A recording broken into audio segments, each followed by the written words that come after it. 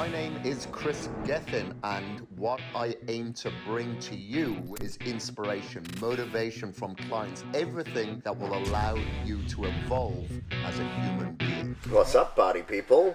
We are in the Arms Race gym.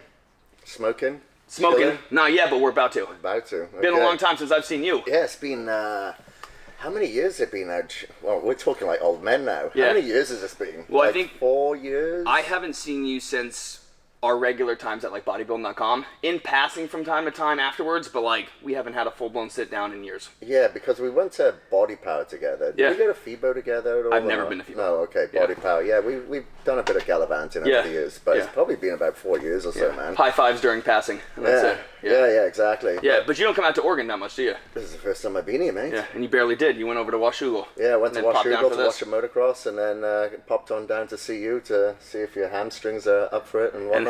Not. They popped up as well, yeah. But it's a good facility here, man. Your gym, like I've seen it obviously a lot online, but never obviously in person. But I really like the vibe here. Now, can you explain how this works? Because I looked online.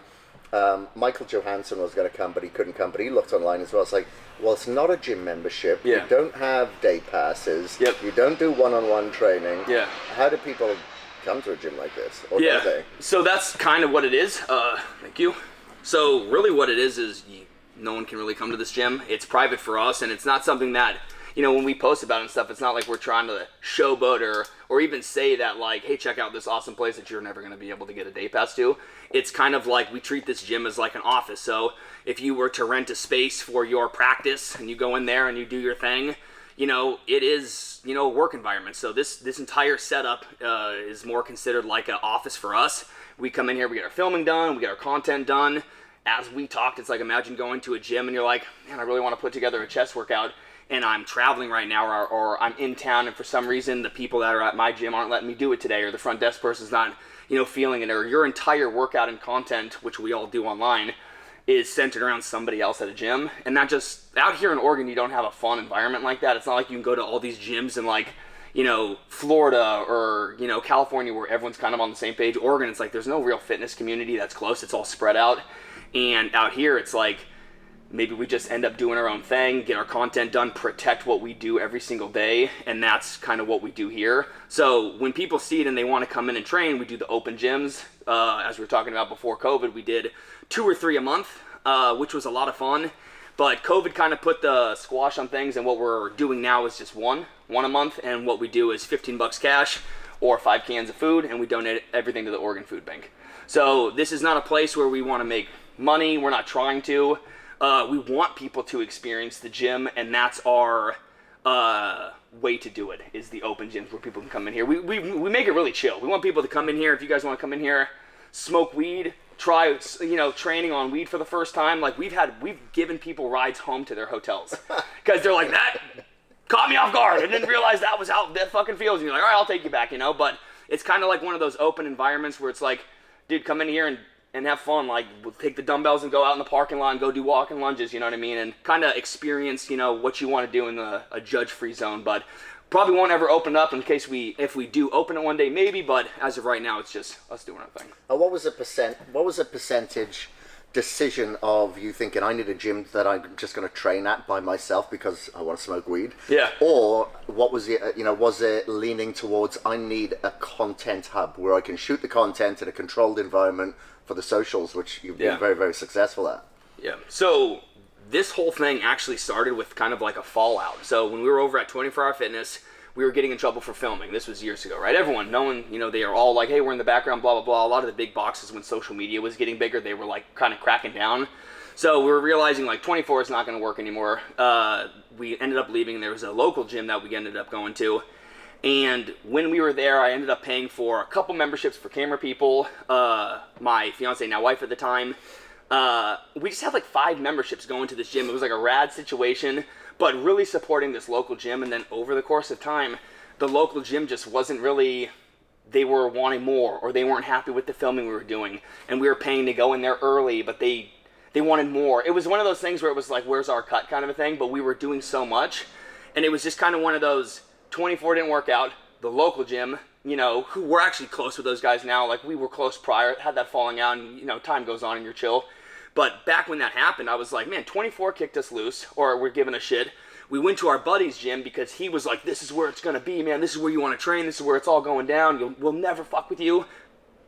Fell through. So we're like, we can't keep, like, if this is what we do, this is what you do. Like, I'm not going to keep putting my business and my livelihood in random gym owners' hands or people that don't give a shit, right? So we actually saw one time, I mean, it's a funny story, but Rob Bailey was coming into town years ago when he was trying to get his pilot's license. There was some program in Portland, and he posted, this before I even met him, and he posted coming to Portland, and he was like, I'm trying to find a cool gym to go to out there. So my gym that we ended up getting, leaving from, it's right over here in Hillsboro. I'll just fucking say it. It's Willpower. You know, I gotta say it. I'm not gonna fucking, whatever, right? So Willpower, at the time, was in Hillsboro, but Rob, when he was coming into town, he was like, I need a cool place to train, and I'm going to be in Portland. So I was like, dude, you need to go to LaPrenzi's. Never talked to him before, right? I just wrote on his post, and I was like, you should go to LaPrenzi's. Best bodybuilding gym in Portland, hands down. Everybody from Willpower wrote on that, and they were like, real cool that you put him over someone else when you're taking advantage of all of our stuff out here. Like, and it wasn't the owner of the gym, it was like members of the gym who were like giving me shit.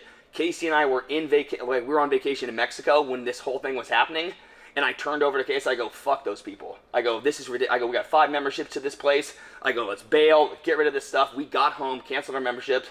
I was so heated, I went over there and like grabbed my fat grips. I'm like, I'm taking my attachments. I'm out of here. And they're like, okay, guy, whatever. But we left, and within like weeks, we got everything planned for figuring this out and get going, because we just wanted to protect what we had. And back then it was like, we were just bouncing from gym to gym to gym, and it was always what they fucking wanted. And I didn't want to do anything besides just keep my shit going, and I'm a respectful person. So when people were like kind of getting mad about weird stuff where it was like, dude, I'm paying your front desk person 3 times their normal rate to come in here early, and you're just mad that they're coming in early, like I'm paying them better than you are. It was just weird stuff. So then we just bailed, ended up doing this, and now you answered yourself all the time. That's a long story short, but it really was one of those things where there were too many outside things that were like really negatively affecting something that I love to do, and that's weird. If you had something that like every day you're like, man, this is like my favorite thing, this is what I do for work, this is my passion, and there's just 3 fucking people that are annoying me every day about my passion, I'm gonna get away from those people. Yeah. You know what I mean? And that's what we had to do. That makes sense.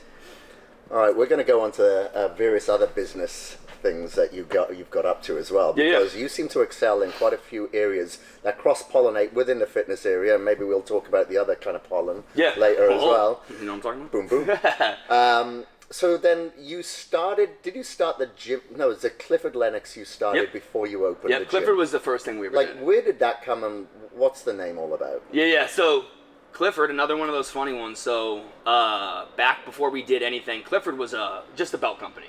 You know, we started because I like the original. The leather belt. The leather belt. I like the old school stuff where it was like really limited branding, and everything at the time was like, it was like the belts that had your nickname on it and all like the Cardillo, all the unique stuff. And I was like, I don't have a nickname. I'm not very cool. Like, I just want like a plain. Yeah, well, I wasn't that yet. You know what I mean? So I was like, I just kind of want a leather belt and just doing my thing. And so I just had a one-off leather belt made for like $200 at like a really expensive mold created. Had no plans on doing more. I just was like, I'll pay a one-time expensive fee to have a belt that nobody else can have, right?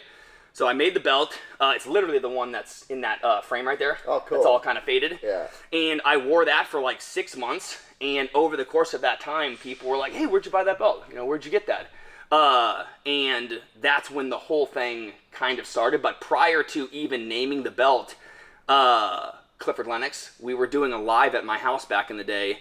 And have you ever heard people talk about, it's like a kid thing, but they'll say like, it's your stripper name. So it's the name of your first pet and then the street you grew up on. So my dog's name growing up was Clifford, and I grew up on Lennox Street. Got it. And I was like Clifford Lennox, and then on that live, there was probably like, 50 people. And I was like, I'm never telling anybody about this. I go, you guys will know what Clifford Lennox was named after, and I go, this is going to be our secret. So we literally just, and of course we tell everybody now, but back then, Clifford started as a joke. It was a total joke name, and I was like, if we ever do a company one day, I go, I promise I will name it Clifford. And then when we did the one belt, I was like, well, it's not really a company, I'll just name it Clifford. And then my promise came true, right? And then once it was done, and people started like, we did the wait list thing where it was like, well, if a couple people are asking about this belt, let's see how many other people might want it. And we did one of those things where drop your email if you're interested, and it grew to like 300. And we were like, oh, okay, that's the launch of our belt co. And then that's kind of how we grew Clifford, but started as a joke. Yeah. And, yeah, I know. I'd rather have more funny random shit like that than like, some intimidating bodybuilder style thing, whatever. And I think that's what attracts a lot of people to you. You know, you don't take yourself seriously, and you have a lot of fun in doing it as well. So when you started, obviously, what were a couple of the jobs that you had prior getting into the fitness industry? Because I remember you had it was with bodybuilding.com, you had a contract, I believe, with Optimum Nutrition back in the day as well. Did you always think, okay, I want this to be my passion, or did you want to like work at the front desk of a gym, or did you know that social platforms were probably the way for you to go in your future? Yeah, so when I first got into fitness back in the day, there was no social media. I was like illegally grabbing stuff off of like, Kaza and Napster and stuff like that. So like you couldn't Google, Kris Gethin. You couldn't Google Ronnie Coleman. You couldn't do any of this stuff back then. There wasn't info. There wasn't YouTube channels. So when I got into this back in the day, it was like the only thing I ever really wanted, I wanted to be in a magazine. And I actually didn't think there was money that came with it. I was like, it'd just be rad. You know when you like scroll through and you're like, oh, there's Ronnie Coleman's chest workout. There it is, perfect. I was like, man, it'd be rad to be, there's Julian's quad day. And I remember back in muscular development, they had one page for natural bodybuilders. It was like the natty whatever, and it was like just like barely put together. No one, like you flip through it, it's usually stuck to like another page. No one gave a shit, but I was like, man, it'd be cool to like revamp that and be like one of the cool dudes that did that. But there was nothing to strive for besides like being a pro. And like, I'm a realist, like I feel I'm stoked. I like how I look, but I don't have the genetics to do IFBB. I guess what it is like I could get to a certain level, but I see somebody like Coleman and the genetic freaks, and I'm one of those people that thinks genetics should like be rewarded in the bodybuilding world. Like, oh, if you're missing your biceps, you shouldn't win.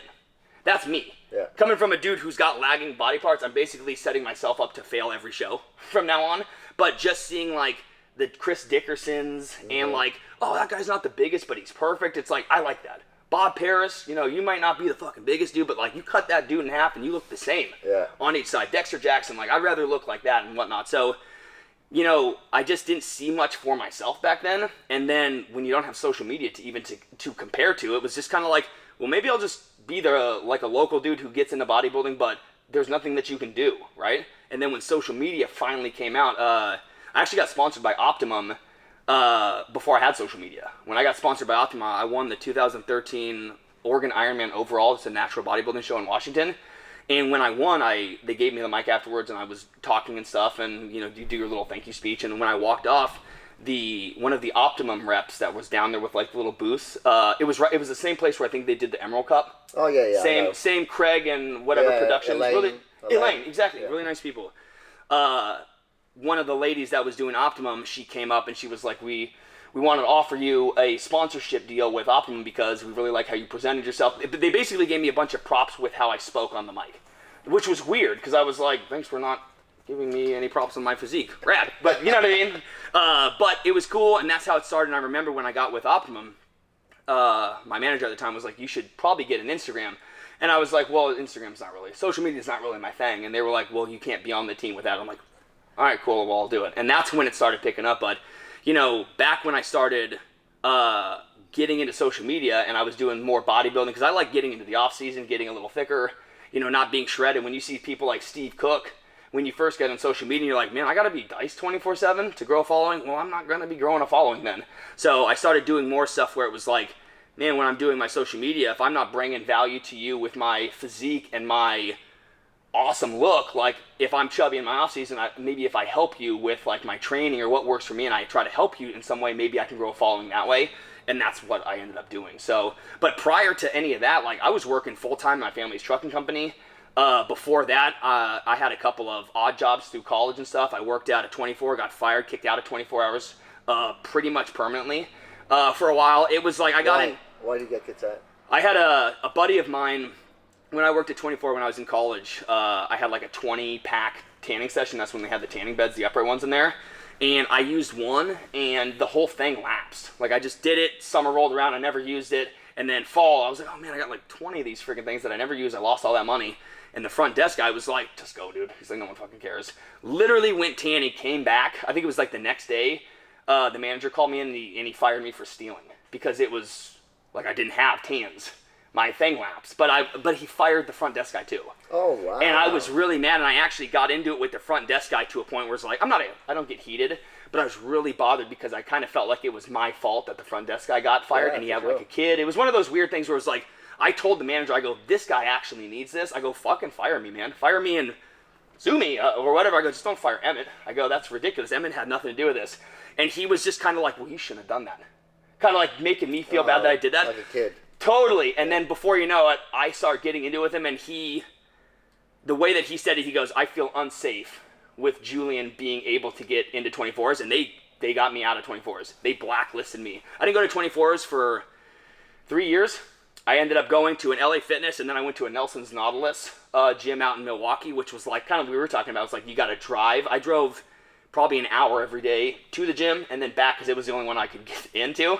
And my training partner at the time, who was a trainer at 24, his name is Paris Backham, got a membership with me at that Nelson's Nautilus so we can keep training. So, yeah, that was like one of those, that was like the same thing, those big boxes. It's like, you're not even paying attention, dude, to like what's going on. I'm like, that could have been one of those rad situations where like, oh, you could have seen it and been like, oh, Julian's taking the fall. It really wasn't that guy. See the whole thing, but it's like that. All they cared about was doing their job. And it's like, this is a gym and this is a different vibe. And that's why I've never really liked the 24s. I used to joke about wanting to be a billionaire so I could buy 24 and shut him down just to fire that guy. But he left like 6 months after like he fired me. I was like, this is not working out.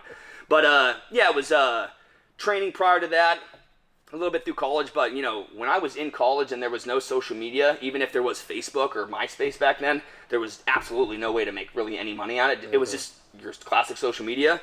So I worked full-time in my family's trucking company. And that's what I did all the way till I got sponsored with Optimum, and I stayed in the trucking company till I got sponsored with bodybuilding.com. And then it wasn't until we replaced our revenue stream with the Daily Pump membership that I left. Case and I wanted to make sure that the Daily Pump membership replaced what we made at our jobs before we left our jobs to do this full-time. Yeah. I feel like a lot of people are like, get out of there, man, just get after it. It's like, well, you have a kid. Let's not just do that, right? So that's kind of it. Yeah, that's cool. Yeah.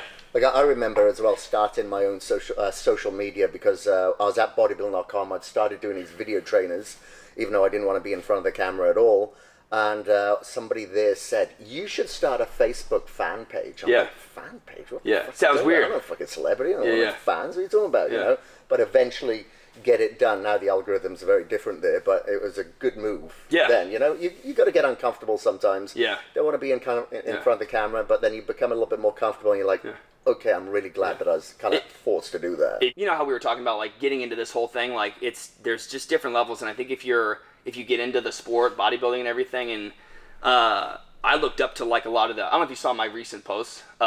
We were talking about old school bodybuilding and how like if you grow up and your only option is Ronnie Coleman lifting, it's like you don't dive into the science of why natural bodybuilders should do a push-pull leg split. It's like there was no option to like even go against it. There was never like hey, well that guy's on gear and you're not. You shouldn't train like that. It was like I just figured everyone did that. Same thing with Platts. It's like I think a lot of people overthink stuff, and it's like you see somebody and they're just, oh, Platts has legs that I want, and no one else has legs like Platts. Yeah. And they don't train like Platts. Maybe I'll train like the guy who's got the legs that I want. Same thing, right? Just don't overthink it. But if you get into the life of like fitness and everything later with like social media and whatnot, then you have all the options. It's almost like overwhelming when you go to like Cheesecake Factory and you're like, dude, this is a big menu. Yeah. This appetizer menu is like 3 pages long. I wanted one appetizer so I could really figure this out. And when you have too many options, sometimes you fall into the wrong one first. But maybe back when we first got into this, or when I was first getting into this and there was no way to make money, then you have to find a way to enjoy bodybuilding. Like I guarantee that if all of your stuff, which will never happen, fell through with bodybuilding, that's how you make money, you would probably find something else to do. Like let's say someone said, hey Chris, you can't work and make money in fitness anymore. You'd be like, all right, I'm going to go find a job. But then you would go to the gym tomorrow. Of course, right? Of course, yeah. But there's a lot of people that start fitness now. Because think about a kid who's like, man, I'm going to be a college athlete one day. There's kids that are probably like, I'm going to be a YouTuber. Right? Totally. Mm-hmm. The money that's there is way more than doctors and everything else. So it's like, I could do what I want, make this money. So then imagine being funneled down like a bodybuilding route because you're young and you're like, man, that'd be fucking cool to be built and make money from this. It's like, but it's painful. And you get hurt, and then you got to do it long term. So imagine doing bodybuilding for 5 years, and you're like, I don't even feel like doing this anymore. It's like, well, that's how you make money. And I feel like when I wasn't able to ever associate early on with fitness being fun or fitness being associated with money, then it's always going to be fun. Yeah. You know, and that comes from not being like, how old are you? 48 next month. Are you really? Yeah. Man, you look, I'd say 28. You say look like my younger brother. Jesus Christ. Because I'm with a wife half my age. That's right. Yeah. Keeps you young. So don't stop moving. Right. But yeah, man, I think that was a big push, and you know, being in this and like you, it's like you've been able to maintain and grow and build, and your level of bodybuilding training is so hardcore. But like, people want rest days, they want weeks off, they want to go over to what is it, that place, Ibiza or whatever the place. Ibiza, yeah. Yeah, and go party all the time. And it's like, the people that are, you could just see the difference in the physiques of the people that take it real serious and the people that are like you were saying, was like, I also want to protect my workout. You know, I'm not just filming content in here. Like, I had to get rid of certain people to get the right training partner in here to make sure that like this is still happening, because the most important thing is me having a great workout and having fun, not getting content and not doing everything else. Because if you have a great workout and you enjoy what you do, then everything else falls into place. Yeah, exactly. Like, you see that with a lot of people that have competed in bodybuilding and then they retire and then they don't go back to the gym. Mm-hmm. You know, it's like, why did you get it? Oh, they wanted the fame, they wanted the money, they wanted the glory, and maybe they did well financially out of it. Yeah. But it's a different necessity. I think for some of us, it is a necessity. It's a therapy, and it's enjoyable. Yeah. It's like a mental health thing. Yeah, of course. Yeah. Without a doubt. Yeah. Without a doubt. Like, if more prisons had more gyms, there would be less people going back into those prisons. Not only that, like, look at like the I was seeing something on one of those like history pages the other day on social media, and it was like, what was it? It showed like, I think it was like a Boise high school in 1960s, and it was like, they looked like they were in the military. It was like they were on the monkey bars, they were push-ups, they were all doing, you know, like, I don't know, like joint, like almost like group work, you know, all push-ups at the same time, all at the same time. But like nowadays, that level of like enjoyment with fitness, and you know, if you see your dad growing up and he's never been into fitness and he's constantly talking about how, man, working out's awful, I'm dreading it. Well, you're gonna dread it. Mm-hmm. You know, a lot of people are sitting there saying stuff about their kids where it's like, oh, my kid's just not, he's not into working out. You're not into working out. What do you mean? Like, oh, my kid's just not an athlete. You don't look like you can run. You think your kid just popped out with shitty genetics? Or maybe if you ran with him when he was a kid and could do some of this stuff, he would pick some of that stuff up early. Like, you know, Tommy will come in here and grab the weights and kind of play with it a little bit, and you see a little different side where if you introduce it to someone, you know, it makes it more fun. And I see that kind of stuff too. Like, I know we're all over the place right now, but like someone who portrays that the bodybuilding is hardcore, or it's almost like gruesome, like the animal ads. Mm-hmm. You might look at that and go, that's kind of a turnoff, man. Like, I don't want to be putting my workout above my wall. You know those old ones where he's like sitting next to the bed and his wife's behind him and she's all pissed, but he's like, I'm here for fucking working out. Yeah. It's like, that registered to me when I was like 18, and now it's like, I don't know if I want to be like that now. You know what I mean? But I don't know. Bodybuilding's incredible, man, and everything that it's brought over the years has been, especially with the Clifford and the app, and you know how it is, like every single person in bodybuilding and fitness and social media is so different. I like your training style. I like biting shit from Hani. I like getting stuff from Dorian. I literally just bought Dorian's bicep curl on eBay. That one. Oh, the Nautilus. Yes. Oh, nice. The chain driven, dude. That's awesome. This guy, I found it on eBay, and he was like, this is the same one that Dorian uses. I go, I'm going to fucking fact check you right now. And I went over, and I came back, and I was like, I'll take it. It's like $500. And I was like, I'm going to get that. Great. Yeah. That's great. It's just things that you got to do to get amped about it. And like, I don't know, that whole old school dude, the Dorian, do you still train with him? When I see him, I haven't seen him for a couple of years. I'd like to just give him a wave. Do some ayahuasca with that guy. Anyway.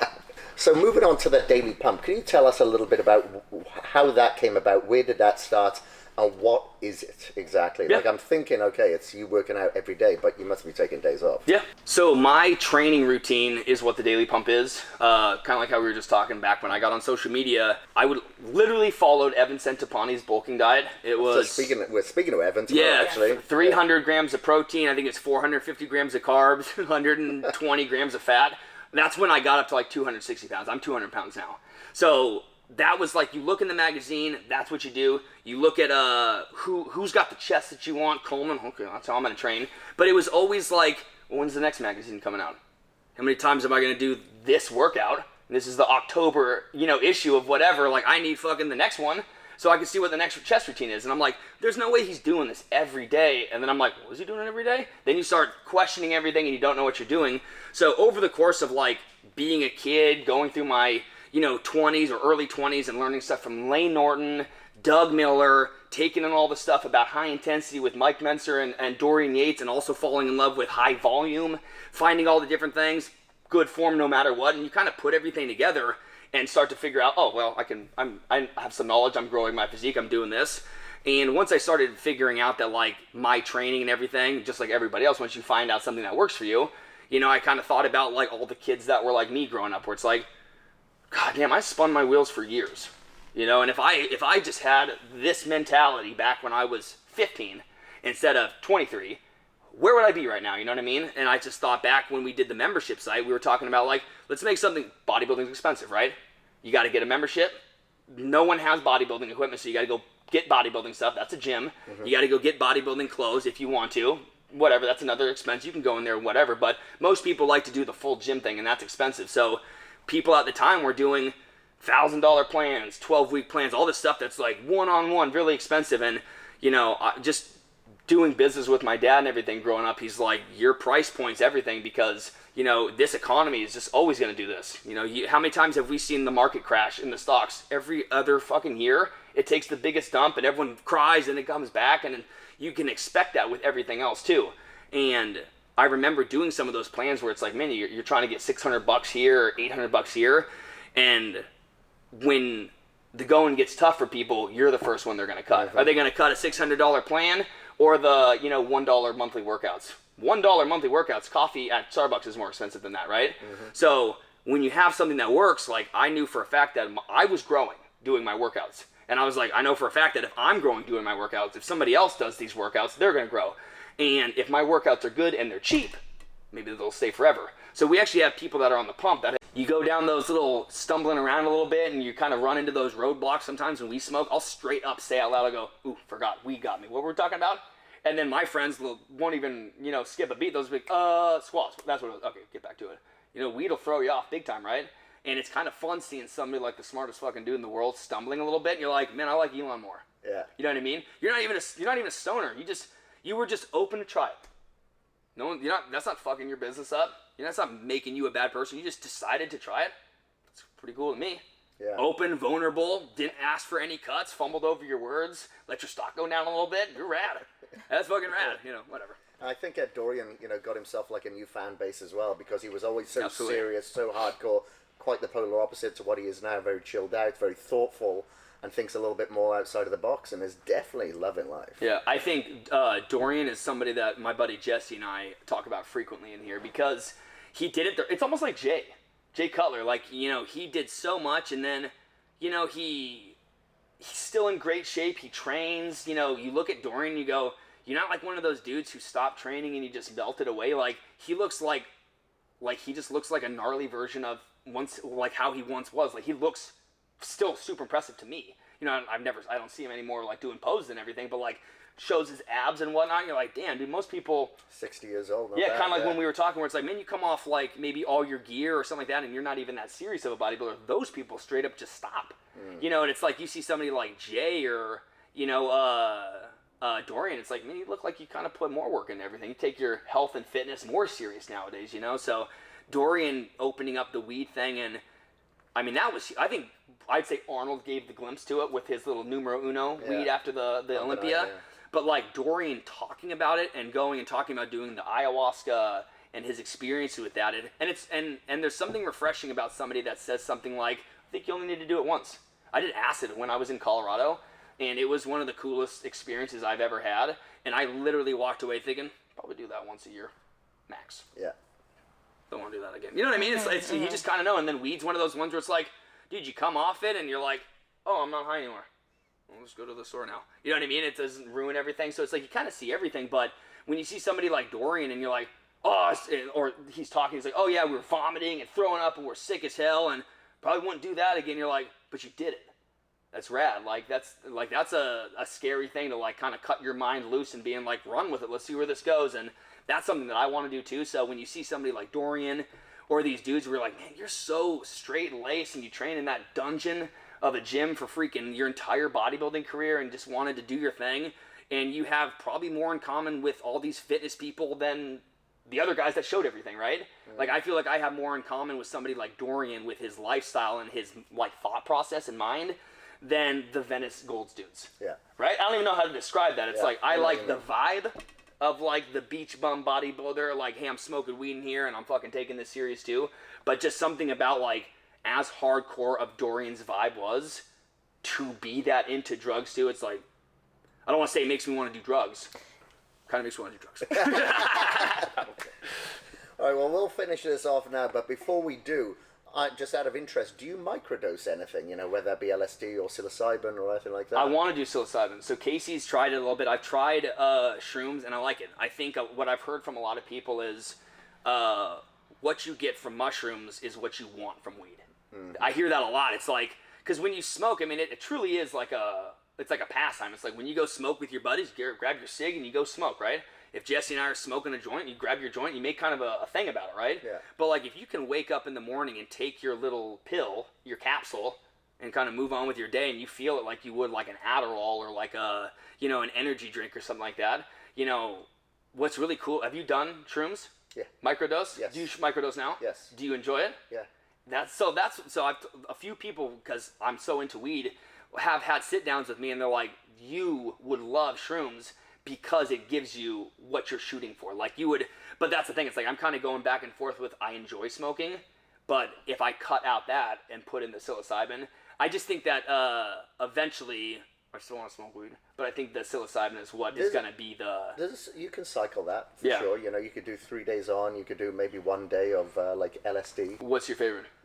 I mean, in feeling wise. Sorry. I'd say the psilocybin.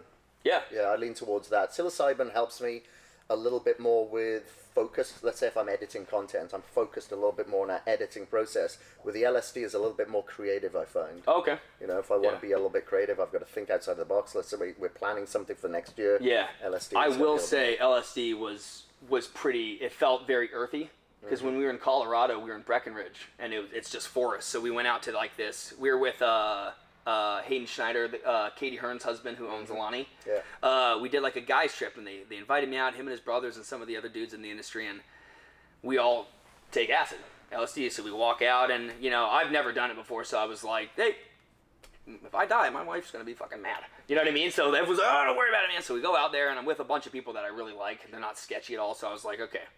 At least if we all go down, we're all going down, right? So we all walk out there, and it is, man, it feels really nice. And just before you knew it, I kind of like looked up, and no one was around me. I was by myself. And I looked, because we were on like imagine like a gravel kind of a hill, and then it was like an undeveloped subdivision in Breckenridge where we were staying in our Airbnb. So we were on this little plot, but around us was forest. You could just see the hills and mountains. It was beautiful.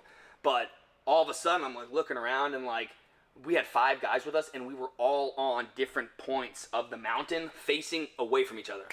So I'm like looking out, and I'm like, wait a minute, I was just with everybody. And I like look back, there's Hayden, there's Casey, there's freaking Chastain. I'm like, what is going on?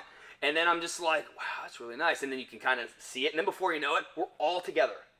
And there's a little fire that we made. Like this, I swear to God, it must have been like the size of a tuna can. Like 3 sticks, and we're just like, oh my God, this is the craziest fire. Like, how do we protect it? We need to make sure it stays lit. And it's just the stupidest thing, but we were just like all doing our own weird experience, like taking in like the scenery, and then we're all really amped in this tiny little fire, but it was like, it was appreciation, the best way that I could describe it. Like the whole time I'm like, this is like, we kept saying over and over, I'm so glad that I'm here with you guys. And it was like the weirdest, like, all these dudes are just yoked and all big, and they're just like, man, I'm really glad we're doing this together. It's like a stupid fire. But like that level of earthy and like, what did you say? The word that you said was like the best way to describe it with the LSD. Creative. Yeah, your mind's going in a good way. And that's what I really like. And I think with the weed and what I would potentially see with like the psilocybin is the chillness. That's what I've heard, because I like when I smoke, I like the idea of like, it's kind of like it's all good. Like that's my favorite thing. Like, even my lifestyle growing up, I feel like that's why weed complements it. Like I don't like arguing. Like if it's really not that big of a deal, I really just don't care. It's like to get amped up to get our whatever's elevated. That's just like not my thing. So getting into something where it could like kind of keep me at that level at all times. That's kind of what I've heard about the shrooms, but I have to talk to you about your Let's setup talk and about everything. Yeah, for sure. Do you do capsules? Yeah, I do the caps. And the LSD are like drops. Do like 20 drops under your tongue. 20? Yeah. Well, that's what I thought. How many servings a bottle? When I was told it was 20, I was like, I'm going to start with 10. And then when I was at 15, I was like, okay, this is okay. I'll do 20. Yeah.